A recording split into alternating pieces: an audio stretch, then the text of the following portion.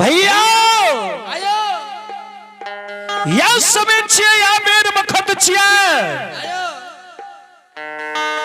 तना महसर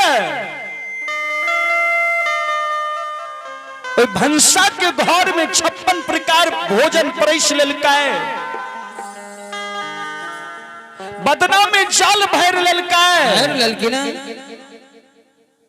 आहे आया बुढ़िया साउस लग खाना लाकर पहुंच गया परसलहा खाना सासू के आगारी में रख दिलकै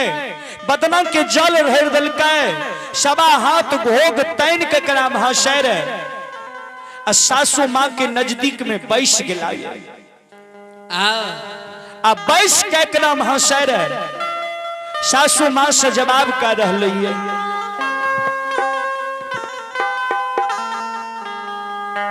सासू माँ है सुना लियो बाचना ये हमारा सुनियो है ना सासू माँ है सुना लियो बाचना ये हमारा सुनियो है ना सासू जी है सुना लियो ए हमारा सुनियो है ना सासू जी है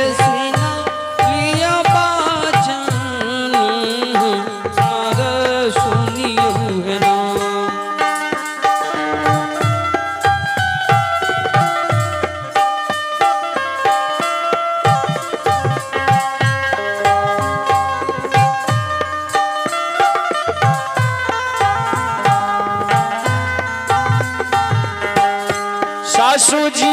पारा जातन से खाना हम बनबे कैलिए है ना सासू जी है पारा तह जातन से खाना हम बनबे कैलिए है ना सासू जी है राजा खाना बनबे कैलिए है ना सासू जी एक खाना के सौरभ बुझियो है ना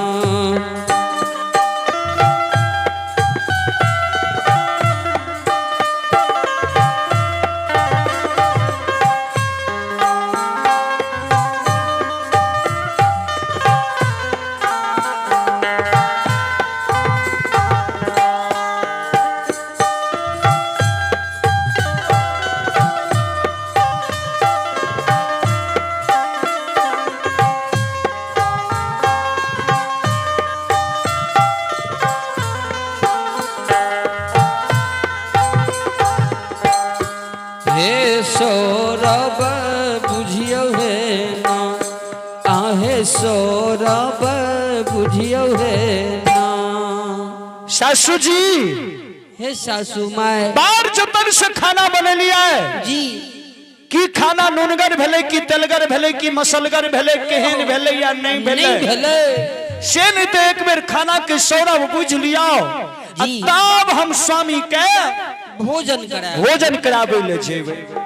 किया सासू माँ हम कहियो खाना नहीं बनैलौ आई प्रथमे आई फर्स्टे खाना बने जी ये सासू जब हम यापन है ये नैहर में रहिए है माये जब हम अपना नैहर में रहिए सासू कहियो ने हम खाना बनैबे के लिए ये मैं कहियो ने खाना हम बनैबे के लिए सासू बाप के दुलारी हमें बेटी रहिए है माये बाबा के दुलारी हम बेटी रहिए ये मैया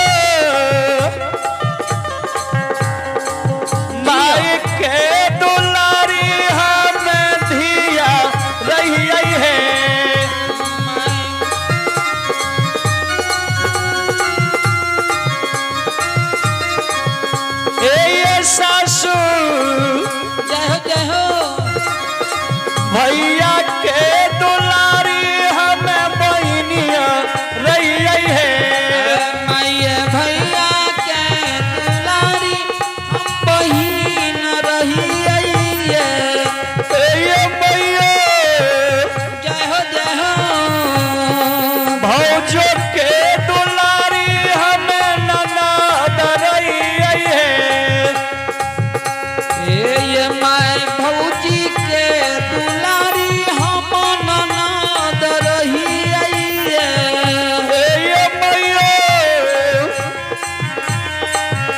सब दिन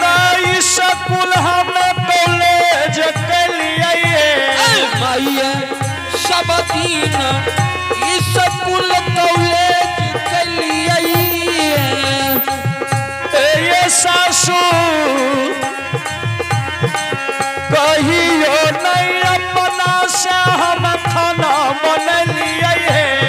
माइये कहियो न अपना से खाना बनलिए सासू माँ ए सासू जी कहियो अपना से खाना बनलिए नहीं बनलिए आए सब दिन माइये के भौजाइये के बनाल खाना खैलिए ए सासू बोला बोला बिना गौना के है दिलरी माहे ससुरवा अलिए है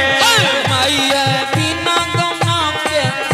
दिलरी नगर अब गलिए माइये यते भनसा घर में दे देलिए माइये यते भंसा घर दे गलिए ये सासू